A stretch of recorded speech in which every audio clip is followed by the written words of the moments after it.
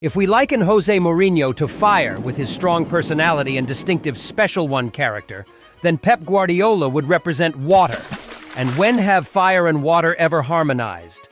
This is much like everything we've known about them until now. Neither you nor I have probably ever heard of Guardiola happily mentioning Mourinho. Conversely, Mourinho has never spoken of Pep with a positive attitude either. You can call Mourinho fire, but he can also be seen as representing Real Madrid or Inter Milan with a defensive style, sometimes laden with negativity. On the other hand, Pep is the embodiment of Barcelona, of Manchester City, showcasing the best of tiki-taka and a more attacking style. Of course, some people prefer Mourinho, others prefer Pep, and the question of who is the better coach will continue to spark debate. However, it's not certain that Pep and Mourinho genuinely hate each other as much as we think. But when we look at everything related to them, we see a strange opposition, a contradiction that prevents us from calling them friends. The differences between them have inadvertently led everyone to think of them as irreconcilable rivals.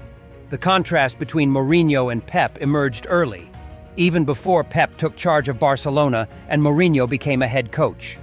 The two worked together for 5 years at Barcelona when Mourinho was an assistant to Bobby Robson and later Louis van Gaal, while Pep was still a player, a playmaking midfielder for Barcelona. Old photos of the two walking and talking together are perhaps the most well-known images. At that time, Mourinho, in his early 30s, always had a serious and thoughtful expression. Meanwhile, the more dashing Pep Guardiola seemed to be listening to some advice from his mentor. Even as a player, Pep showed potential to become a coach. On the other hand, Mourinho, with his unconventional and sometimes contrarian approach, earned the respect of eager learners like Pep. But their different personalities soon became evident, as the rebellious assistant Mourinho was quick to mock his opponent's methods, while Pep was calm but equally determined. Luis Fernandez, the former Athletic Bilbao coach, understood this best. In a match nearly 18 years ago between the two teams, Mourinho's antics made Fernandez furious, while Guardiola's restraint left the Spanish coach stunned. Everything truly began when Mourinho joined Real Madrid in 2010 with the mindset of a conqueror, having already achieved glory with Porto, Chelsea, and Inter Milan. By then, Mourinho had established himself as the special one, not only on the pitch, but also in the media. In contrast, Pep Guardiola was also enjoying immense success with a mesmerizing tiki-taka Barcelona.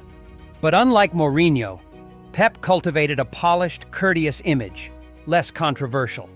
Pep stayed with Barcelona until 2012 before moving to Bayern Munich. In 2 seasons, Pep and Mourinho faced each other in 11 El Clasico matches, igniting a genuine rivalry between the two. One stood on the shoulders of the giant that was Barcelona, while the other led Real Madrid with the responsibility of redressing the balance of power. The desires of Madrid's supporters were, to some extent, realized.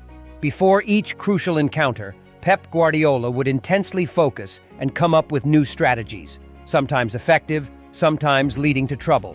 In contrast, Mourinho was too accustomed to using the media for verbal sparring and was always confident in his abilities. Thus, before each match, Mourinho always had stories ready to give Pep a headache. Mourinho also used tricks to gain an advantage for his team in every encounter. An example is the match on April 16, 2011, at the Bernabeu, where Mourinho requested the grass be cut short. He knew well that Pep's Barcelona would play very effectively if they could pass the ball on a perfect pitch. Mourinho's tactic worked, as Barcelona couldn't defeat Real Madrid.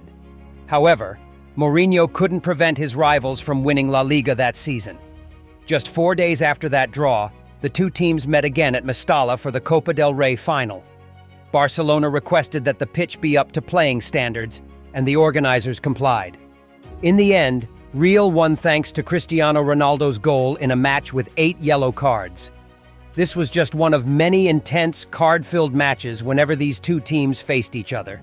Mourinho, with his expertise, succeeded in provoking Pep Guardiola, forcing Pep to deal with extreme tension. This tension led to unusual behavior from Pep after the Copa del Rey final, when he displayed a blank expression and only gave Mourinho a cursory handshake. from mentor and student to rivals. But is there more to the story between Mourinho and Pep that hasn't been revealed?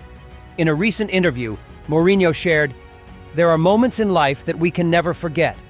One such moment for me was when my father passed away in 2017, and Pep understood how important my father was to me, so he called me and offered his support. And of course, when his mother passed away, I did the same." These are stories that only those involved truly understand. For the rest of us, it's simply about enjoying everything with an open mind.